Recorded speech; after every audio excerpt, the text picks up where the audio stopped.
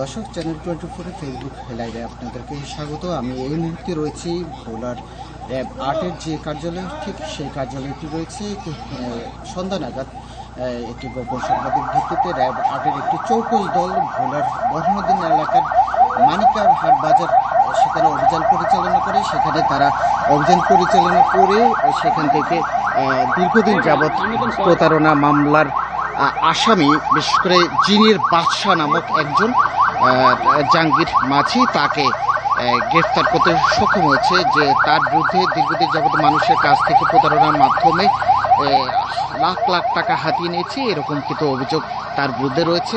এই মুহূর্তে কিন্তু তাকে সেখান থেকে গোপন সংবাদের ভিত্তিতে ধরে নিয়ে আসছে। আমরা যদি একটু দেখানোর চেষ্টা করি, এখন গাড়ি থেকে র্যাব 8-এর সদস্যরা তাকে মাত্র নিয়ে আসছে, তাকে গাড়ি থেকে নামানো হচ্ছে। তার বিরুদ্ধে সুনির্দিষ্ট একটি অভিযোগ রয়েছে। সম্প্রতি তিনি একটি পরিবারের কাছ থেকে প্রতারণার মাধ্যমে 53 লাখ টাকা হাতিয়ে নিয়েছে। সেই পরিবারটি তার বিরুদ্ধে মামলা দায়ের করেছে। ঠিক মামলার পরক্ষণেই কিন্তু র্যাবের একটি চৌকস দল দীর্ঘদিন যাবৎ ভোলার বিভিন্ন এলাকায় অভিযান পরিচালনা করেছে। তাকে একটি গোপন সংবাদের ভিত্তিতে আজকে সন্ধ্যা নাগাদ ভোলার বরহানুদ্দিন উপজেলার মানিকার যে বাজারটি রয়েছে সেখানে একটি চায়ের দোকানে তিনি বসে চা খাচ্ছেন। ঠিক সেই মুহূর্তে কিন্তু তাকে সেখান থেকে গ্রেফতার করতে সক্ষম হয়েছে।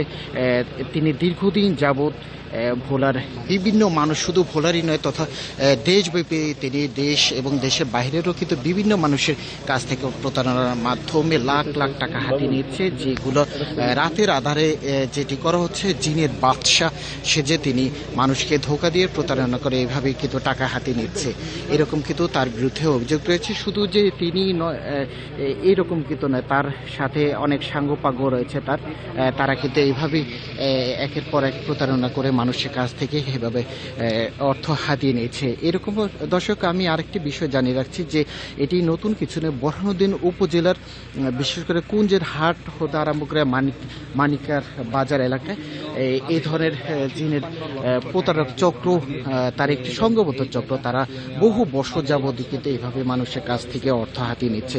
এরকম একটি গোপন সংবাদের ভিত্তিতে কিন্তু আজ আমরা দেখেছি র্যাব 8-এর একটি চৌকস দল তারা এই যে জাহাঙ্গীর মাঝি তাকে গ্রেফতার করতে সক্ষম হয়েছে। তিনি যে শুধু এই যে 53 লাখ টাকার এই যে মামলাটি তাকে তো নেই, এর বাইরেও জিনের বাসা যে তাদের বিভিন্ন সুবিধা অসুবিধার কথা বলে বিভিন্নভাবে তাদেরকে যে বিভিন্ন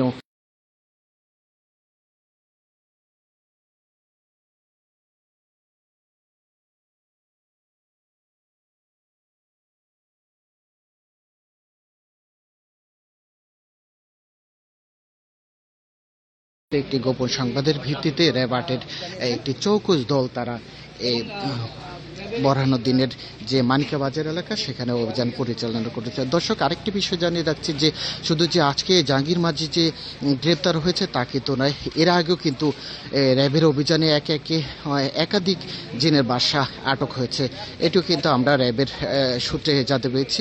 আজকে আমরা যেটি জানতে পেরেছি, এই যে জাহাঙ্গীর মাঝি তিনি দীর্ঘ দিন যাবতীয় কিছু এই প্রতারণা চক্রের সাথে জড়িত রয়েছে। তার সাথে এখন যেটি তারা র্যাবের পক্ষ থেকে বলা হচ্ছে যে তাকে জিজ্ঞাসাবাদের মাধ্যমে হয়তো তার সাথে যারা রয়েছে সম্পৃক্ত রয়েছে এই কাজে তাদেরকেও কিন্তু এক এক করে গ্রেপ্তার করতে তারা সক্ষম হবে বলে র্যাবের পক্ষ থেকে আমাদেরকে জানিয়েছে।